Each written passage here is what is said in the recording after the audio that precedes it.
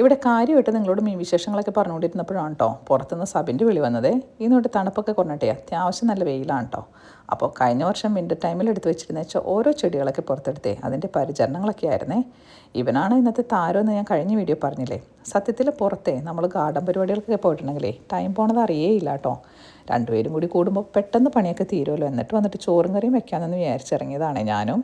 പിന്നെ സമയം പോയതറിഞ്ഞ് അടുക്കളയിലോട്ട് ഒരൊറ്റ ഓട്ടമായിരുന്നു. സബിനാണെങ്കിൽ ഈവനിങ് ഡ്യൂട്ടിക്കും പോകാനുള്ളതാണേ. ചോറും കറി ഒന്നും റെഡി ആയിട്ടില്ലായിരുന്നു. പിന്നെ എല്ലാം സടപടാന്നായിരുന്നു.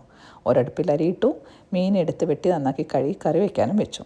മീൻ മാങ്ങയിട്ട് പാല് കറി വയ്ക്കാൻ വേണ്ടിയിട്ടാണ് സബിൻ മേടിച്ചെങ്കിലും മാങ്ങ തരുന്നതിൻ്റെ കാര്യം സബിൻ ഓർത്തില്ല. അതുകൊണ്ടിട്ട് കുടമ്പുളി ഇട്ട് പാല് കറി വയ്ക്കാൻ വെച്ചു.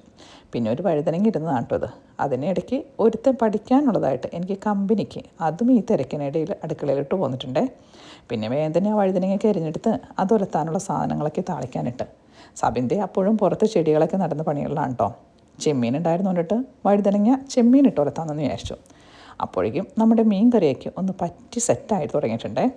പിന്നെ ഉണ്ടായിരുന്ന പാത്രങ്ങളൊക്കെ കുറച്ചങ്ങ് കഴുകി വെച്ചിട്ട് ചോറും വാർത്തിട്ട് വന്നപ്പോഴേക്കും നമ്മുടെ വഴുതനങ്ങയും റെഡി ആയിട്ടുണ്ടായിരുന്നു. ഭാഗ്യം ചോറും കറി റെഡിയായി. ബാക്കിയുള്ള മീനുകൾ ക്ഷമയോടെ എന്നെയും നോക്കി ഇവിടെ തന്നെ ഇരിപ്പുണ്ട് കേട്ടോ. അങ്ങനെ സബിന് ഡ്യൂട്ടിക്ക് പോകാനുള്ളത് കൊണ്ടിട്ടും അത്യാവശ്യം വിശപ്പുണ്ടായിരുന്നു കൊണ്ടിട്ടും ഇനി ബാക്കി പണികളൊക്കെ പിന്നത്തേക്ക് അങ്ങ് മാറ്റി വെച്ചിട്ടേ ആവി വറക്കുന്ന ചൂട് ചോറിലേക്ക് കറികളൊക്കെ കൂട്ടി വയറ് നിറച്ചങ്ങോട്ട് കഴിച്ചു.